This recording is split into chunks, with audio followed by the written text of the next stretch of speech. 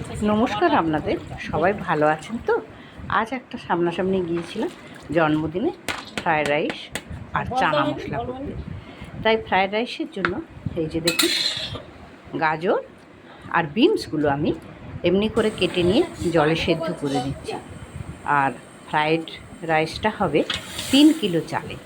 তো চালটা আমি ভিজিয়ে রেখেছি আর সেই সঙ্গে ভিজিয়ে রেখেছি সবুজ মটর, কারণ এখন তো শীতের মতো নরম সবুজ মটর নয়, সেই মটরগুলো আগে ভিজিয়ে রেখেছি, চালের সঙ্গেই আমি দিয়ে সেদ্ধ করে নিই। তো এগুলো সমস্ত আমি ওই যে ছেঁকে নিলাম।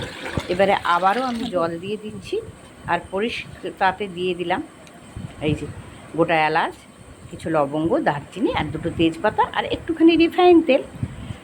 আর এখানে আমি গুঁড়ো করে নিচ্ছি দারচিনি, লবঙ্গ, ছোটো এলাচ, সাজিরে, সামরিচ। এই দেখুন এইভাবে গুঁড়ো করে নিয়েছি। এটা কিন্তু ভেজে গুঁড়ো করিনি, এমনি। জলটা গরম হচ্ছে, ততক্ষণ জল গরম হয়ে গেছে। এইবারে আমি একসঙ্গে মটরশুঁটি আর চালটা দিয়ে দিলাম, আর সেই সঙ্গে গ্যাসটাও বাড়িয়ে দিতে হবে। গ্যাসটা একটু কমানো ছিল, এবারে গ্যাসটা বাড়িয়ে দিচ্ছি। আর চালটা বন্ধু বেশি নাড়াচাড়া করব না, তাহলে চালটা ভেঙে থাকবে। চালটা যেন গোটা গোটা থাকে, তবেই তো এই রাইসের মজা। জলটা যখন ফোট ধরেছে এই সময় আমি দিয়ে দিচ্ছি নুন। আর নুনটা আপনারা একটু বেশি করে দেবেন, কারণ এই যে জলটা বের করে দিই ফ্যানের সঙ্গে, এই জলের সঙ্গে নুন অনেকটা বেরিয়ে যায়, তাই নুনটা আপনারা একটু বেশি করেই দেবেন। তো দেখুন আমার ফুট ধরে গেছে চালটাতে আর হয়েও এসছে। এইবারে দেখুন কত সুন্দর হয়েছে, একদম ঝরঝরে ভাত হয়ে গেছে। ছেঁকে নিচ্ছি, সমস্ত চালগুলো ছেঁকে নিচ্ছি। এই দেখুন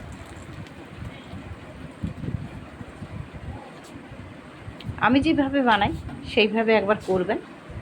বেশি চাল হলে এইভাবে বানাবেন, দারুণ স্বাদ। তো সমস্ত চালগুলো আমার এইভাবে ছাঁকা হয়ে গেছে, দেখুন ঝরঝরে হয়েছে একদম। এবার আবার কড়াই বসিয়ে দিয়েছি, কড়াইতে একটু রিফাইন তেল আর খানিকটা ঘি, গাওয়া ঘি, অবশ্যই গাওয়া ঘি আমি দিয়ে দিলাম। এটা যখন গরম হলো তখন দিয়ে দিচ্ছি কাজু। আর কাজুটা দেখবেন যেন একদম লাল না হয়। কাজুটা যখন হালকা হালকা করে ভাজা হবে তখন ধুয়ে রেখেছি, পরিষ্কার করে আমি রেখেছিলাম কিশমিশ। এই কিশমিশটা এবার আমি এতে অ্যাড করে দিলাম। কিশমিশ কাজু সুন্দরভাবে যখন নাড়া হয়ে গেল তখন দেখুন এইবারে আমি সেই যে সেদ্ধ করে রেখেছি যে বিনস আর গাজর, ওটাও এবার দিয়ে, এবার গ্যাসটা কিন্তু আমি একটু কমিয়ে দিয়েছি, দিয়ে এবার নেড়ে নিচ্ছি। বেশি এটা ভাজবো না, আর আমি সেদ্ধ করে নিই কেন, একটু নুন দিলাম। সেদ্ধ করলে এর মানে দেখতে খুব সুন্দর লাগে আর সমস্ত জিনিসগুলো পরিষ্কার থাকে, আর কালারটা তো একদম অক্ষতই থাকবে। তাই এইভাবে দিয়ে দিলাম। এবারে আমি দিয়ে দেবো ওই যে গুঁড়োটা করে রেখেছিলাম, দারচিনি, লবঙ্গ, ছোটো এলাচ, সাজিরে, সামরিচ। এই যে এটা এবার আমি দিয়ে দিলাম, দিয়ে আবারও নাড়াচাড়া করছি। যখন বেশি চাল হবে বন্ধু তখন এইভাবে একটু করবেন। পাশাপাশি কারোর বাড়িতে হলে তখন একটু ডাক পড়ে, যদি একটু করে দেবেন।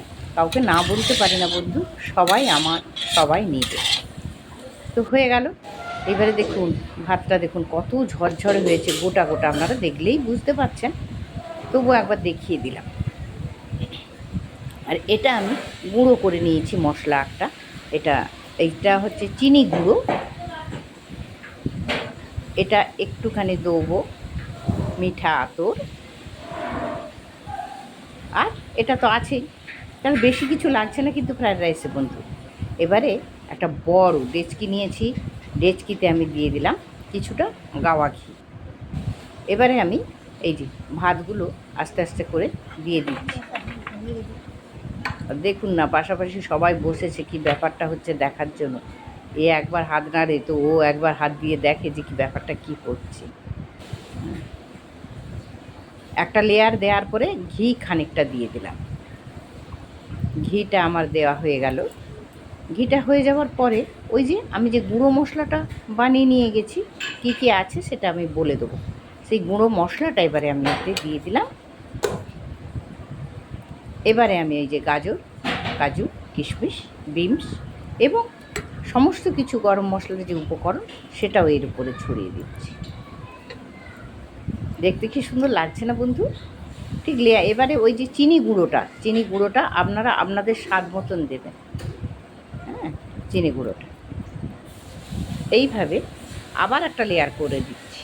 লেয়ারের পর লেয়ার থাকলে বন্ধু ওই যে আপনি যখন দেবেন, যখন বেশি চাল হবে তখন হাফ থেকে দেবেন, হাফটা আপনার সম্পূর্ণ পরিষ্কারভাবে থেকে যাচ্ছে, সেটা আবার কাটিং করে বিরিয়ানির পরে মেখে দেবেন, দেখবেন এটা খুব সুন্দর হয়।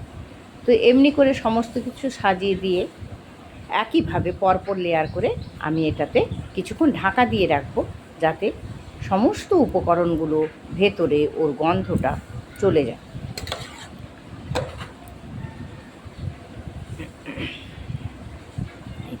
তো বন্ধু, আমার ফ্রায়েড রাইস 3 কিলো চালে কেমন লাগছে আপনারা অবশ্যই আমাকে কমেন্টস করে একটু জানাবেন। দেখুন, সেই একইভাবে আবার এইসব করে দিলাম, দিয়ে এবারে আমি কিন্তু এই দেখুন একটুখানি ওই যে মিঠা আতর বলেছিলাম, বেশি না, 3-4 ড্রপ দেবেন, এতে গন্ধ এবং স্বাদ বেড়ে যাবে। এটা যদিও বিরিয়ানিতে দেয়, কিন্তু ফ্রায়েড রাইসে দিয়ে দেখবেন ভারী সুন্দর লাগে। তো সমস্ত উপকরণ আমার এইভাবে দেয়া হয়ে গেল। এই দেখুন,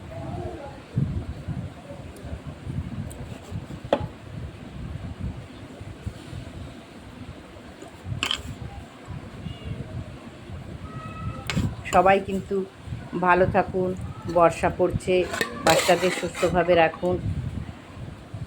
আবার আমি এইভাবে সাজিয়ে দিচ্ছি, সাজিয়ে দিয়ে আবার আমি এটাতে একদম সুন্দর হয়ে গেল যখন সমুদ্রে। দেখুন, দেখতে কি সুন্দর লেগেছে না বন্ধু? দেখুন, এবার এতে আমি দেখুন ঠিক এইভাবে, এই দেখুন সবাই দেখছে কেমন, দেখুন কি ব্যাপারটা হচ্ছে বোঝার চেষ্টা করছে। ওই দেখুন,